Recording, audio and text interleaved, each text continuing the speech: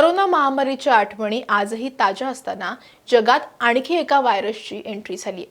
खोल समुद्रात असलेल्या एका क्रूझवर हंटा हा व्हायरस आढळून आलाय. अर्जेंटिनाहून अंटार्क्टिका आणि मग अटलांटिक महासागरातून दीर्घ प्रवासासाठी निघालेल्या एका क्रूझमध्ये हंटा व्हायरसनं थैमान घातले. ही क्रूझ गेल्या अनेक आठवड्यांपासून सफरीवर आहे. क्रूझवर नेमकं काय घडलंय, हंटा व्हायरसची लक्षणं काय आहेत, धोका काय आहे, तसंच या व्हायरसचा संसर्ग नेमका कसा होतो, काळजी नेमकी काय घ्यायची आणि हंटा व्हायरस हा कोरोनासारखा पसरतो का, हे सगळं आपण या व्हिडिओच्या माध्यमातून जाणून घेणार आहोत. नमस्कार, मी कोमल आचरेकर आणि तुम्ही पाहत आहात महाराष्ट्र टाइम्स ऑनलाईन.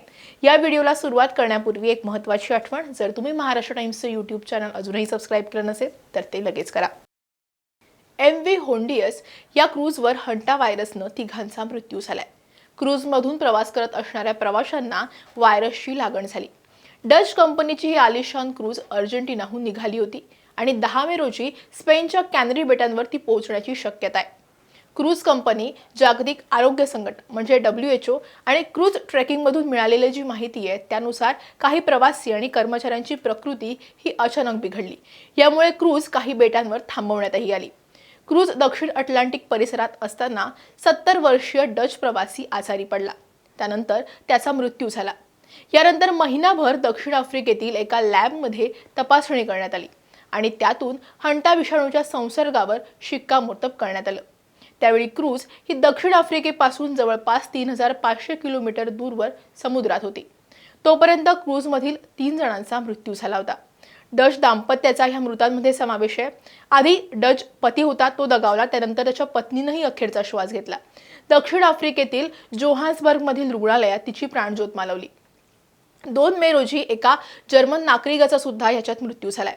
रुग्णांमध्ये एक ब्रिटिश नागरिकाचा सुद्धा समावेश आहे. त्याची प्रकृती गंभीर आहे. स्वित्झर्लंडचा एक प्रवासी देखील आजारी आहे. 2 कर्मचाऱ्यांची सुद्धा परिस्थिती जी आहे, प्रकृती जी आहे ती बिघडलेली आहे. त्यांना श्वास घेण्यास त्रास होतोय.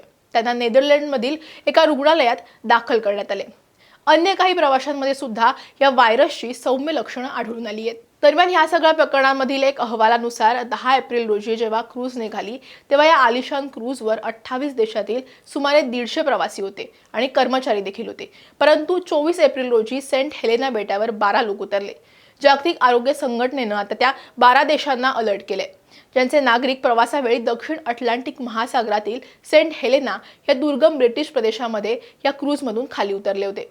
या 12 देशांमध्ये Canada, Denmark, Germany, Netherlands, New Zealand, saint Kitts and Nevis, Singapore, Sweden, Switzerland, तुर्की, युनायटेड किंगडम आणि युनायटेड स्टेट ऑफ अमेरिका यांचा समावेश आहे. क्रूझवर असलेल्या 28 वेगवेगळ्या देशांतील लोकांपैकी 38 फिलिपिन्सचे, 31 युनायटेड किंगडमचे, 23 अमेरिकेचे, 16 नेदरलँड्सचे, 14 स्पेनचे, 9 जर्मनीचे, 6 कॅनडाचे होते, तर 2 भारतीय कर्मचारी देखील होते. सध्याच्या घडीला ही क्रूझ पश्चिम आफ्रिकेच्या किनाऱ्यावर उभी आहे. हंटा व्हायरस हा केवळ एक विषाणू नाहीये, तर अनेक विषाणूंचा तो एक समूह आहे. हा व्हायरस सर्वसाधारणपणे उंदरांसारख्या प्राण्यांकडून माणसांपर्यंत पोहोचतो. संक्रमित उंदराची लाळ, मलमूत्र यांच्या संपर्कात आल्यानंतर या व्हायरसची बाधा होते. हंटा व्हायरस हा साधारणतः एका व्यक्तीकडून दुसऱ्या व्यक्तीपर्यंत पोहोचत नाही, पण काही प्रकरणांमध्ये असं घडू शकतं, असा धोक्याचा इशारा काही आरोग्य तज्ज्ञांनी दिलाय.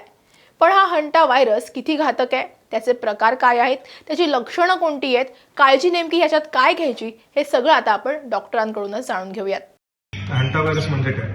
हा एक व्हायरस आहे, जसा कोविड व्हायरस होता, डेंग्यू व्हायरस आहे, त्याप्रकारे हंटा व्हायरस हा एक व्हायरसचा प्रकार आहे, ज्याला आपण विषाणू असं म्हणतो मराठीमध्ये. तर हा हंटा व्हायरस साधारणपणे उंदरांमध्ये किंवा तत्सम प्राण्यांमध्ये आढळून येतो. त्यांची लघवी, विष्ठा किंवा लाळ यांच्या संपर्कात आल्याने तो माणसांमध्ये पण पसरू शकतो. साधारणपणे याची लक्षणे खूप माइल्ड असतात, ज्याच्यामध्ये जे आपण नेहमी व्हायरल झालं असं म्हणतो ज्यावेळेस जी लक्षणं असतात, जसं की ताप येणे, डोकेदुखी होणे, घसा खवखव करणे, अंगदुखी होणे. पण या हंटा व्हायरसच्या याच्यामध्ये पर्टिक्युलरली स्नायूदुखी खूप जोरात होते. त्याची तीव्रता खूप असते आणि मोठे स्नायू जसं की मांडी आहे, कंबर आहे, खांदे आहेत, अशा प्रकारच्या स्नायूमध्ये त्याची स्नायूमध्ये वेदना होणे हे एक क्लासिकल लक्षण असू शकतं.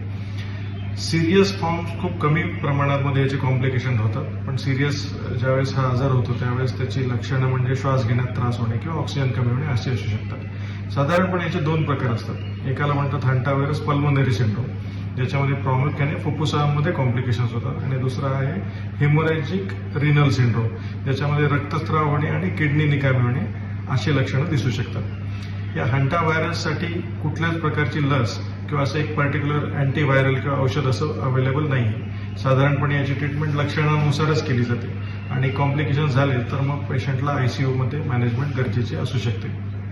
हंटा व्हायरस होऊ नये म्हणून काय काळजी घेतली पाहिजे, तर ज्या प्रामुख्याने ह्या उंदरांपासून होणारा आजार आहे, तर ज्या ठिकाणी उंदीर जास्ती आहेत अशा ठिकाणी वावर करताना, काम करताना ग्लोव्ज वापरणे किंवा ॲडिक्वेट मास्क वापरून काळजी घेणे हे खूप गरजेचे आहे.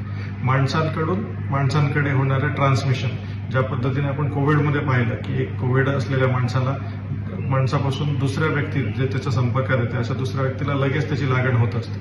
पण अजून तरी आपल्या मेडिकल लिटरेचरमध्ये किंवा असे जे पेपर्स आलेले आहेत त्याच्यामध्ये असा कुठलाच पुरावा नाही आहे की ज्याच्यामध्ये हंटा व्हायरस त्या गतीने पसरतो असं दिलेलं आहे. हंटा व्हायरस खूप स्लोली पसरतो आणि संपर्कात येणाऱ्या प्रत्येक व्यक्तीला तो होतो असंच नाही. क्लोज संपर्कात येणाऱ्या, कॉन्टॅक्टमध्ये येणाऱ्या लोकांमध्ये तो पसरू शकतो. आता सध्या एका शिपमध्ये हंटा व्हायरसच्या काही केसेस आढळून आल्यामुळे थोडी पॅनिक सिच्युएशन्स लोकांमध्ये क्रिएट झालेली आहे. पण सध्या त्याची पॅनिक होण्याची काही गरज नाही आहे. त्याचे सिरियस फॉर्म्स किंवा कॉम्प्लिकेशन्स अजून तरी कोणामध्ये झाल्याचे आढळून आलेलं नाही आहे. त्यामुळे करोनाप्रमाणे हा व्हायरस पसरत नसला तरी योग्य खबरदारी आपण घ्यायला हवी. हा व्हिडिओ कसा वाटला ते कमेंटमध्ये नक्की सांगा, लाईक आणि शेअर करा, जेणेकरून ही उपयुक्त माहिती अनेकांपर्यंत पोहोचेल आणि त्यांना मदत होईल. असेच व्हिडिओ पाहण्यासाठी महाराष्ट्र टाइम्सचं यूट्यूब चॅनल सबस्क्राईब करा, आम्हाला इन्स्टा फेसबुकवर फॉलो करा आणि हा व्हिडिओ तुम्ही शेवटपर्यंत पाहिलात त्यासाठी धन्यवाद.